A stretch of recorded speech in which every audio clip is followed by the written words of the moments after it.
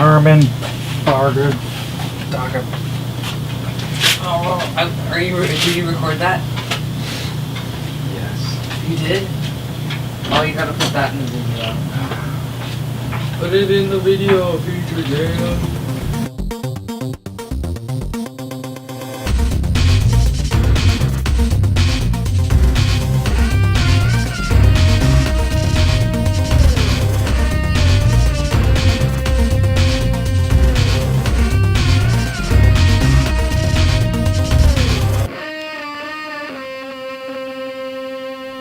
Alright, back in the garage. So, I don't remember when the last one I did these. I'm a little behind.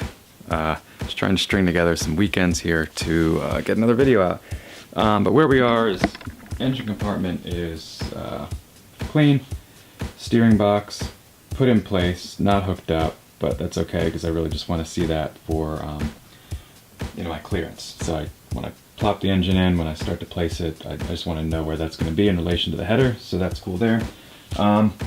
Next thing I need to do is I need to remove all of this stuff from inside the car. So this is the AC or heater blower motor. These are AC connections. These are heater things. I'm going to be replacing all of that, so I've got to get inside the car under the dash, pull that out. We're going to be pulling the bench seat out, throwing that in the back, pulling the front carpet out, and mapping out where we're going to cut on the transmission tunnel. So hopefully we're going to be getting to that today. We're going to try out the new plasma cutter, which I have kind of tucked under my welder here. You can kind of see it. Did some tests when I first got it, pulled it out of the box. So that's all good. It works. So I'm really looking forward to using that. Yeah, so I'm just going to get started here. First thing I'm doing is probably jumping in the car and starting to pull out the heater system, the big old thing. Oh, and I also have to get under the car, take out the torsion bars because there's a cross member that holds them together, which I'll show you guys in a bit. So I need to release the tension on those, get the car down on some jack stands, and get to it. So I'm just gonna get started.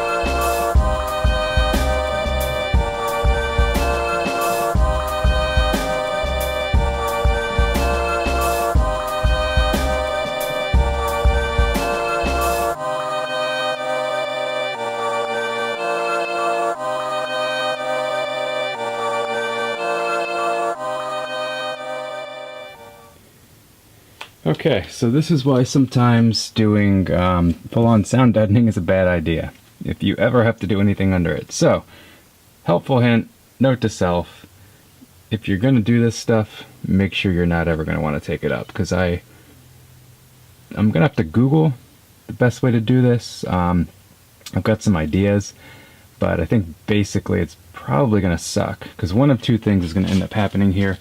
Basically, I'm going to end up trying to get this off to give myself a place to cut, or cutting from the bottom with a plasma cutter in front of my face, which will also suck. So, this next part, we're going to see. Actually, you know what? I'm going to pull this heater box out first, because I know how to do that, and I'll give this some more thought.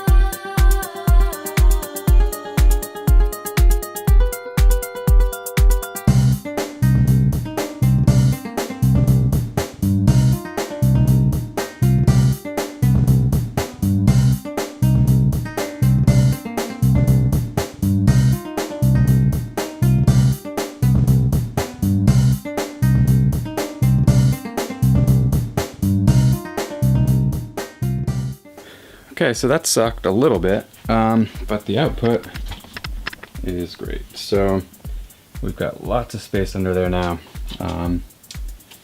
Tore up a little bit of my sound deadening, but that's got to come out anyway. And then I've got a brand new problem here, and that I've got a bunch of holes in the firewall that I guess I'm going to need to patch, because I'm using I'm going to be using like a smaller hot rod style or street rod style HVAC system in this car. It's much smaller, doesn't use anywhere near the amount of holes that are here. Basically, it'll probably just use this and plug right in, and then got to patch this thing here, which I didn't take out, but probably should have. That's got to get patched. So I got a lot of body work to do, I guess. All these holes, the holes have to be plugged. Throttle cable holes gonna have to be plugged. Yeah, so project scope creep, as we call it in industry. Yeah, this is what happens when projects just grow. And if you guys have done any kind of hot rod project, you know exactly what I'm talking about. So just for some context, right, like that's a shop vac, or a mini shop vac, 1 gallon jug of water, giant ass heater HVAC system. It's actually kind of cool to see how it works. But this thing is a behemoth. It's full of 50 plus years of dust and dirt. It's old technology, it's inefficient, it's huge, and we can do better. Thanks to the internet, I found a company that has a really cool, nice little setup. It's like half the size of this, super efficient. You can control it with like Bluetooth on your phone, which is awesome. So that means like I can leave all the controls in the dash, keep it looking original, and just carry my phone when I'm in the car, which I always do, and have like modern AC and heat and smartness. So that's cool. Next step is tackling some of this sound deadening and trying to create a path for the plasma cutter to follow. So that should be interesting. I do know that this floor section here is actually not adhered. I left the backing on it when I did that because there are some rust holes. So who knows, I may try to patch those while I'm in here. But first things first, I'm gonna pull that up and then see where we are, see what I can do to kind of scrape off near the bottom of the trans tunnel. I'm gonna come all the way back so you can see the torsion bar brace on the bottom is right here, right through here. So I'm probably gonna come back to this joint right here, cut down, probably cut on the floor like an inch out in all directions, and then yeah, and we'll see where we are from there. Lots of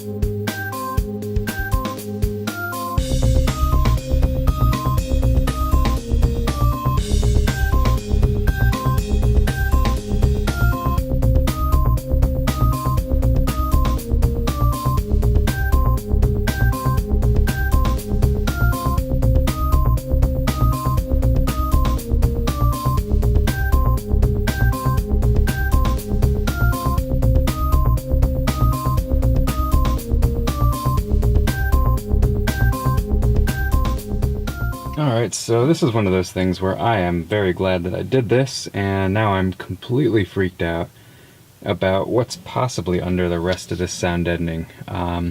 So somehow water got under the sound deadening and has been sitting there, and if I hadn't done this over time, this would have rusted through the bottom of the floor of the car.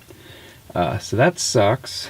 Yeah, I guess when I'm replacing the carpet in here, I know the carpet has gotten wet just through a leak in the front. So I'll probably just poke some pilot holes as I get rid of the back carpet and just make sure there's no more standing water. Maybe one of the other things I'll do is at some point drill some drain holes just so that doesn't happen again. But for now, I guess I'm going to dry this, let it completely dry, and then do some PoR 15 so this does not happen again. But fortunately, just a quick update, this side came up pretty well, so I've got a clear path to cut over here. Over here, this is going to be a huge pain, but that's okay, at least I don't have to do the whole thing. And also, I was incorrect. This is actually not the cross member. The cross member is actually up here, so I don't have to cut as much. I'll probably cut maybe end of right here. So less work, I think. So yeah, keep moving.